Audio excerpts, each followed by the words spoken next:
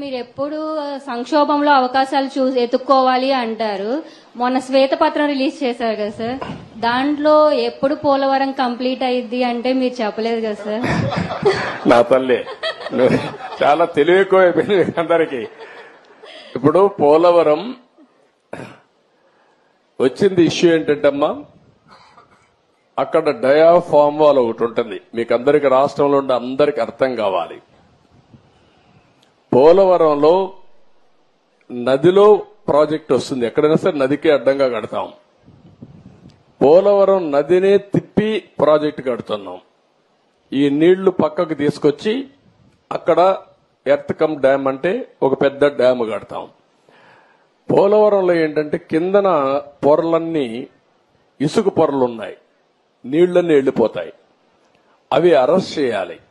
అది అరెస్ట్ చేయాలంటే ఒక స్పెషల్ టెక్నాలజీతో 95 మీటర్ల వరకు ఒక కట్టడం కట్టాలి. ఒక స్పెషల్ టెక్నాలజీతో ఒక పెద్ద కట్టడం కడతాం. దానికి జర్మనీ కంపెనీ వచ్చి మొత్తం వేశారు. దాన్ని డయాఫామ్ వాల్ అంటారు. అది నేనేం చేశానంటే, పోలవరంలో 6 నెలలే పనులవుతాయి. జూలై నుంచి వర్షాలు వస్తాయి, డిసెంబర్ వరకు వరదలుంటాయి. డిసెంబర్లో ప్రారంభిస్తే మళ్లీ మేకంతా పూర్తి చేయాలి. జూన్లో మళ్ళా వర్షాలు పడే పరిస్థితి వస్తుంది. 6 నెలలే వర్కింగ్ సీజన్. నేను కష్టపడి 2 సీజన్లో ఆ డయాఫామ్ వాల్ పూర్తి చేశాను. చాలా ఇబ్బందులు పడి తర్వాత స్పిల్వే కట్టాం, అవన్నీ పూర్తయినాయి. ఈ పని చేయాలంటే ఎర్త్ కమ్ డ్యామ్ కట్టాలంటే పక్కన 2 వాల్స్ కట్టాలి. అవి కాఫర్ డ్యాములు అంటారు. దానికి కూడా నీళ్లని రాకుండా కొంతవరకు డ్రౌటింగ్ చేయాలి. డ్రౌటింగ్ కూడా చేసి అక్కడి నుంచి కట్టుకొని రావాలి. కరెక్ట్ గా నేను అధికారంలో ఓడిపోయింది మేలో ఓడిపోయాం. మే జూన్ వరకు గాని పనిచేస్తుంటే డయాఫామ్ వాల్స్ అన్ని పూర్తి చేసేస్తుంటే నీళ్లు అక్కడికి వచ్చేటి కాదు.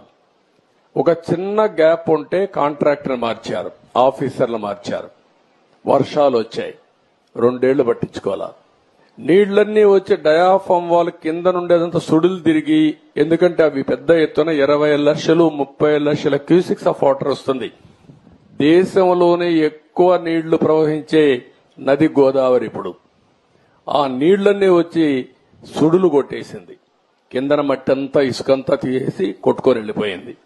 ఆ సుడులతో కాఫర్ డ్యామ్ దెబ్బతినింది, డయాఫామ్ వాల్ దెబ్బతినింది.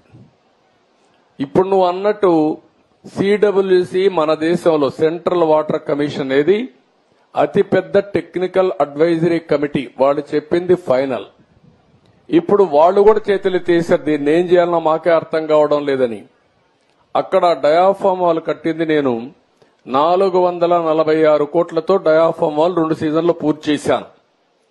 ఇప్పుడు 3 దిక్కళ్ల 33% కోసకపోయింది, దెబ్బతినింది.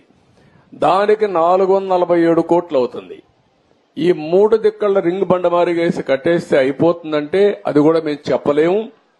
ఒకవేళ మొత్తంగానే డయాఫామ్ వాల్ కట్టాలంటే 990 కోట్లు అవుతుంది. అది 990 కోట్లు. రిపేర్ చేయాలంటే 447 కోట్లు. ఒరిజినల్ గట్టిపై ఖర్చు పెట్టింది 446 కోట్లు.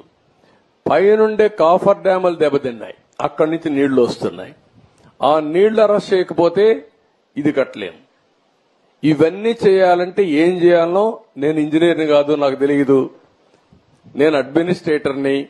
నేను కట్టాలని తపనుంది. దాన్ని ఏం చేయాలో ఇంజనీర్లు చేయాలి. ఇప్పుడు వాళ్ళు ఏం చేశారంటే అమెరికాలో ఉండే 2 ఎక్స్పర్ట్లని, కెనడాలో ఉండే ఇంకొక 2 ఎక్స్పర్ట్లను తీసుకొచ్చి ఇప్పుడు పని అంతా చూస్తున్నారు. ఇన్స్పెక్షన్ చేశారు, నిన్న మొన్న వచ్చారు. వాళ్ళు మొత్తం స్టడీ చేస్తున్నారు. ఏమి ఇవ్వాలనో వాళ్ళు ఇచ్చిన ఆలోచనలు ఇచ్చిన తర్వాత పూర్తి చేసే కార్యక్రమానికి శ్రీకారం చుట్టాలి. ఇప్పుడు దీంతో ఏమైంది, ఆయన నేను రివర్స్ టెండర్ అన్నాడు. 500 కోట్లు 600 కోట్లు ఆదా చేస్తా అన్నాడు. ఇప్పటికి నష్టం ఎంత తెలుసా తల్లి, 70,000 కోట్లు. ఇప్పటికి అది 1,00,000 కోట్లు పెరుగుతుంది.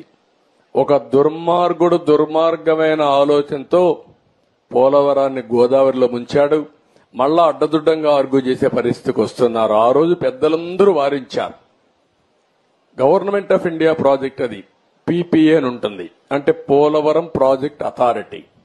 వాళ్ళు మీటింగ్ పెట్టుకొని ముఖ్యమంత్రి చెప్పారు, నువ్వు తొందరపడద్దు, గతంలో కూడా మారికి జరిగింది, మీరు వెయిట్ చేయండి అని.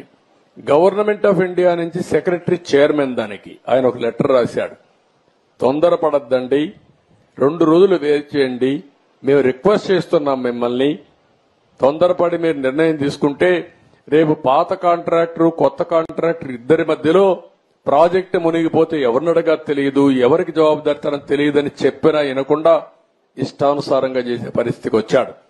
ఇది టెక్నికల్ సబ్జెక్ట్ అయినా ప్రజలు అర్థం చేసుకోవాల్సిన అవసరం ఉంది.